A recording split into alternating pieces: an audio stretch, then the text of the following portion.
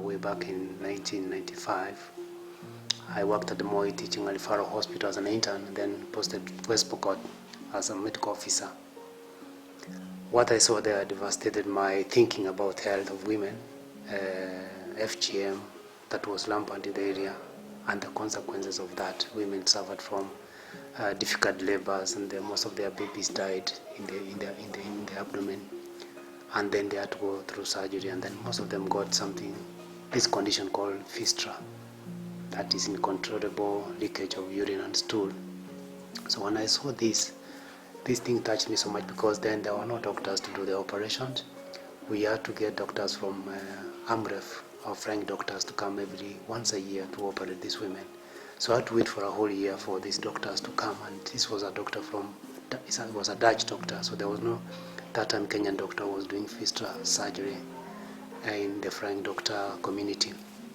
So finally I decided to go back to Nairobi University and pursue my master's degree in obstetric gynecology in the year 2000. But in between my training, I literally sneaked to Addis Ababa Fistula Hospital, the famous Hamlin's Fistula Hospital, where I trained as a fistula surgeon.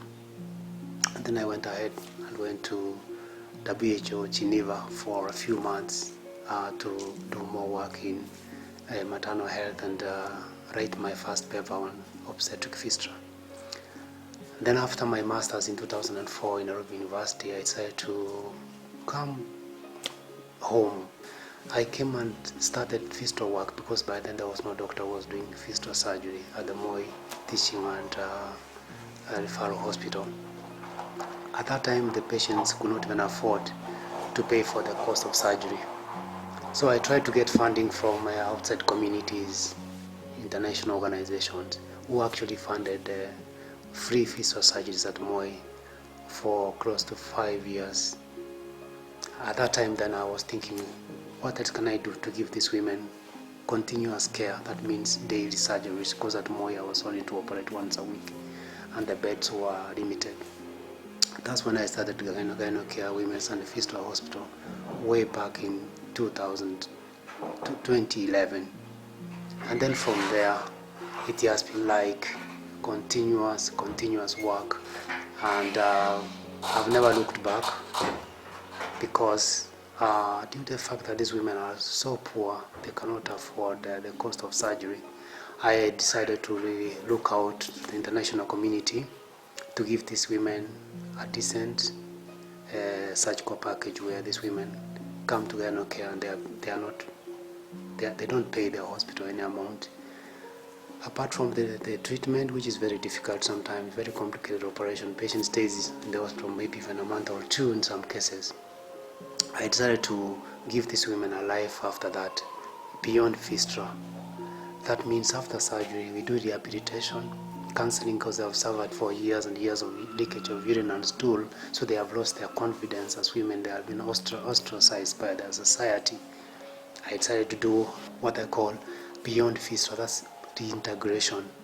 So we start to take these girls to school, the young ones. We start to give some vocational training like basket making,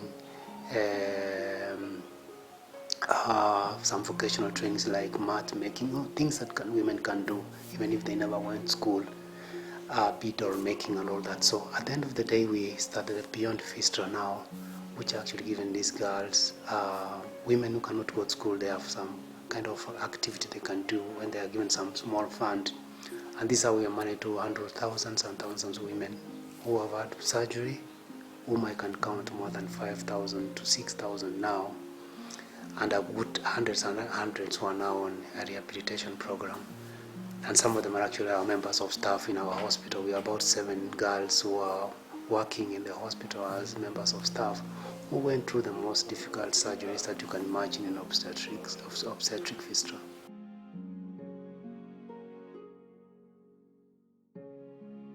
Yeah, Gynocare alone has handled more than 5,000 surgeries since June 2011, when we started from a small town dilapidated center, where we actually renovated as a house that was abandoned and built it into a small surgical center, the Gynocare Fistula Center at that time, where we operated about 1,500 women between 2011 and 2016. And then in 2016 we were able to have this facility constructed through our own savings and the support from the international friends. We were able to build up this 100-bed center, which has done the rest of the operation since 2016. Apart from other operations I've done outside Gynocare and Eldoret, I've done surgeries in the entire country, almost in the entire country, through the Flying Doctors, through the Freedom from Fistula Foundation, through the UNFPA. Those are people who have been really involved in fistula care. We do more surgeries, we do more camps, we bring in more patients during the month of April and May.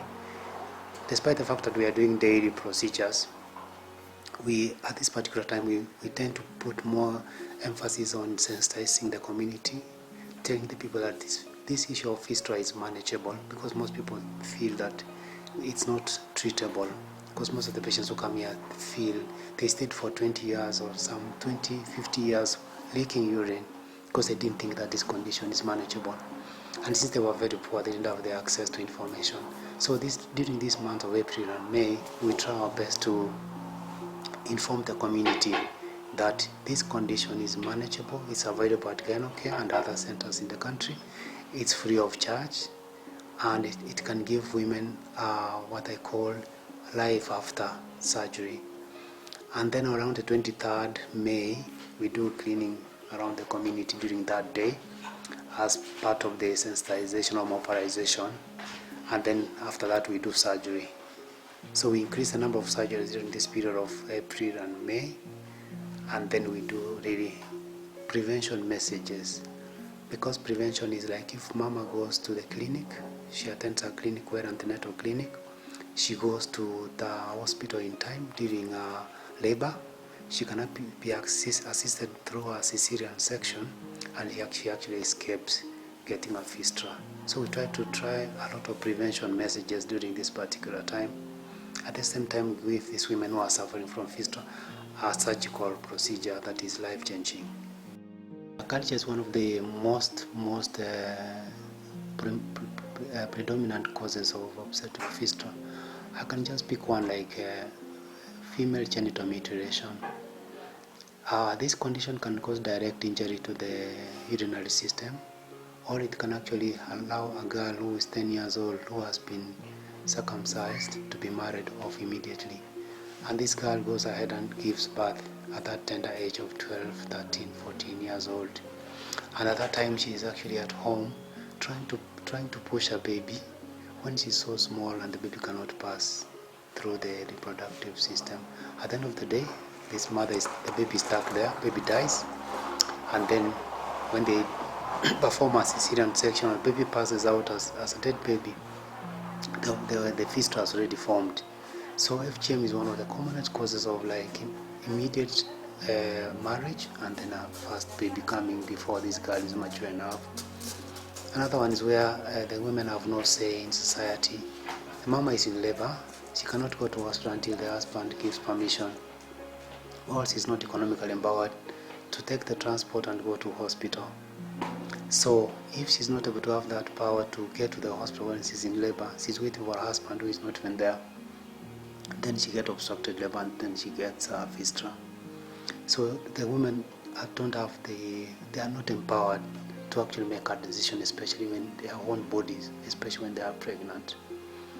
And then of course economic empowerment, they don't have the money to get to hospital. They have to wait for the husband to provide, or the community to provide, or the relatives. Of course the other problem is access to health care. Some facilities where most of these patients come from, they are very far from these women. So by the time they can't reach there, once they don't have transport and then if they reach there again, maybe they don't have enough staff to handle these women in labor. So this girl suffers right from the community to the hospital, and then again she gets a fistula at the hospital. And then once the facilities to provide even the surgery for this fistula there are not many. In Kenya now, maybe 10 doctors who are active, maybe less than 10 actually, who are actively doing fistula surgery. One reason is there is no money in the fistula world, like the patients are not going to pay you for the operation. The myth that the fistula is complicated has also made doctors to shy away from doing these procedures. And then I think a non-commitment of government to fistula surgery is an issue. Because for example, Gynocare, which does free fistula surgery, does not have that exemption. For example, like a tax exemption on the line of fistula, which we do free of charge. I think most important is to have a dedicated team that believes in that in the midst of obstacles, solutions can be found. And I'm actually one of the believers of like anything is possible as long as you have the determination and the desire to make it happen. And Gynocare is an example of a place whereby despite all these challenges, we have been able to handle thousands of women through the procedure of surgery and rehabilitation. And of course the other one is the government being aware that this condition is there. Kenya has more than maybe a yearly occurrence of even 3,000 cases a year. And there are so many, 3,000 actually to 7,000 a year. There will be more than maybe 100,000 women who are out here who have not been operated, and they don't have access to that care. So if the government or the Minister of Health is able to really look at it and make even a policy paper on fistula, it's there but it's not utilized, then that will help us all healthcare people and even the community to really understand this problem is there and then make efforts to prevent it and even to treat those ones who are suffering from it already.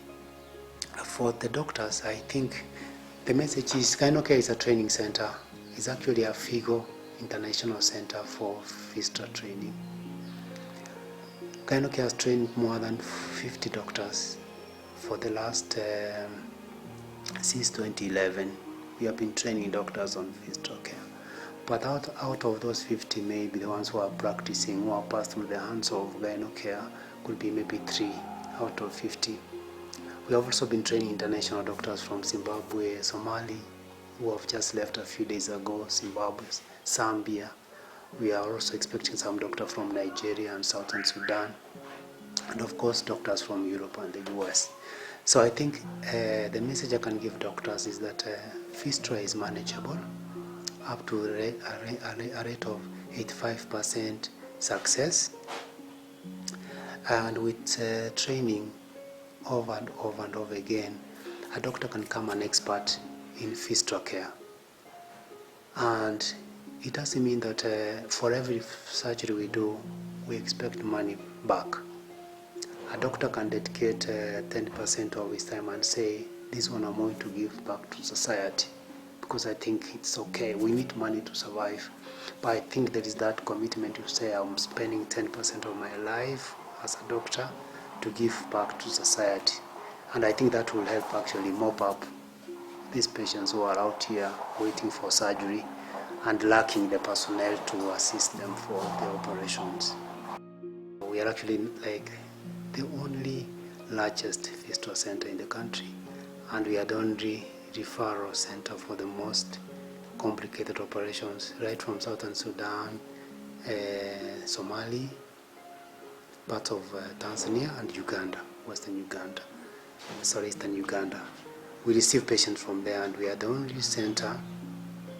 We are actually like the final referral center in Kenya for fistula surgery for the most complicated operations. And of course, safe maternity, safe outcomes, and prevention of fistula is part of the Beyond Zero initiative. But I think for Gynocare, we have never had that opportunity to get access to that, although we have had communication but we've never had access to support from Beyond Zero. We just work literally through the support of international community, but we have tried, but we've never had a chance to get into the support of Beyond Zero. When you look at the fistula patient and the kind of damage they get, some of the young girls of 18, 20 years old actually get permanent disability. That means they lose their uterus, their womb, they lose their reproductive system, so they cannot have even a relationship, they cannot have another baby. That baby died. They undergo through many operations. One of the girls you show around here had more than 20, 30 procedures in different places before she ended up here. So they undergo many operations, they undergo serious trauma. They are actually what we call near miss death. They just missed death by a whisker. And if the government was put in place systems, what we call practical systems around maternity, safe maternity, evacuating these girls to the hospital in time, even simply allocating enough funds for even from national insurance cover for these women. Some of them do not have ID. So if the national insurance, for example, were to give a hand and support these women and give even reasonable amount to fistula surgery, which is a very difficult operation. Some surgeries take more than 6-7 hours. But you might find that fistula surgery may be allocated 80,000 for a patient who is going to spend 8 hours in theater. She's going to spend 2 months or 3 months in the hospital, and you are going to get a reimbursement of just 70,000 for the entire procedure, which means actually when fistula has been ignored even by the healthcare people. It's not even part, it was even mentioned just 2-3 years ago as part of a package for reimbursement. But 60% of the patients don't have an ID card. They can't even pay for the NHI even if they had.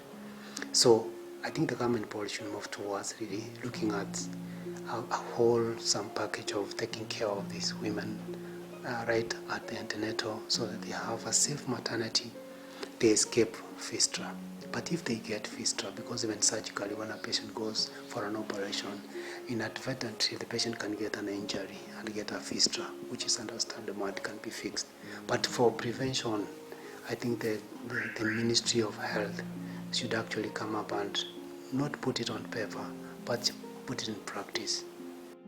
For the last, when I started doing fistula surgery in 2004, after my training in Ethiopia, that's close to 18 years, I think, of active fistula work. I think I've done more than maybe 8,000 operations in the entire country.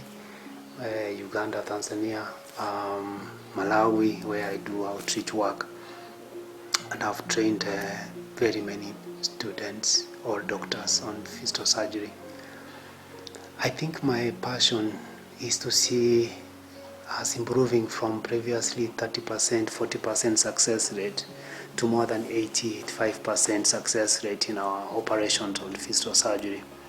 And also to see other centers being set in the country to help these women get a decent care. So I feel that as a personally, I've actually if there's anything else I want to retire with, I just retire as a fistula surgeon, because I think the impact that I've given the women in terms of the operation, I think is, to me, it has kind of changed my perspective on what you can do as an individual without even relying on government.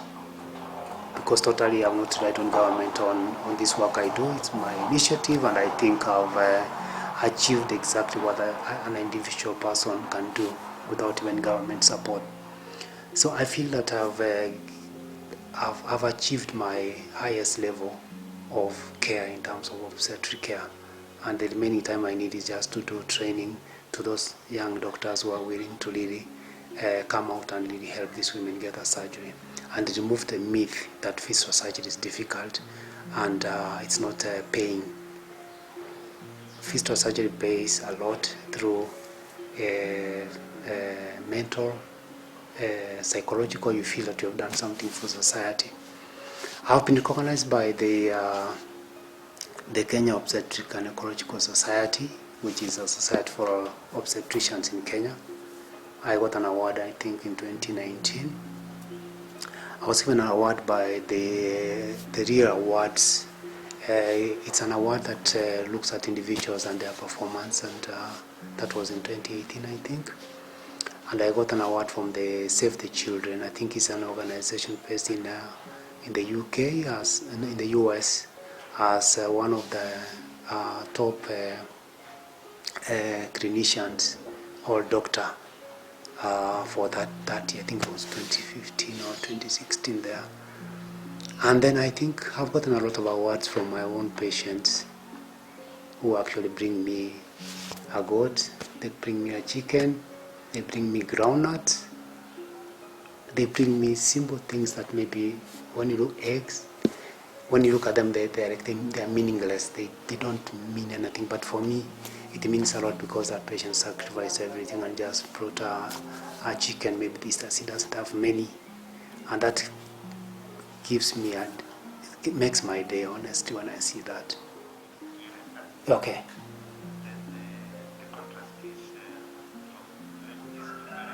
Okay. Okay. She has a fistula. Okay. When was the operation, Daktari? When was the operation done?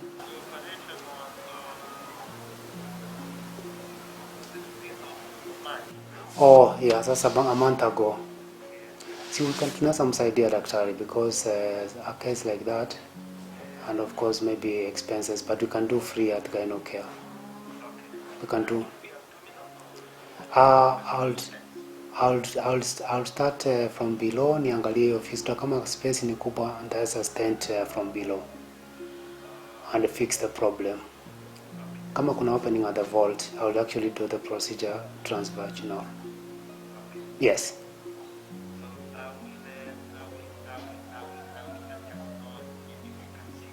They can see me, then I book for them a better date.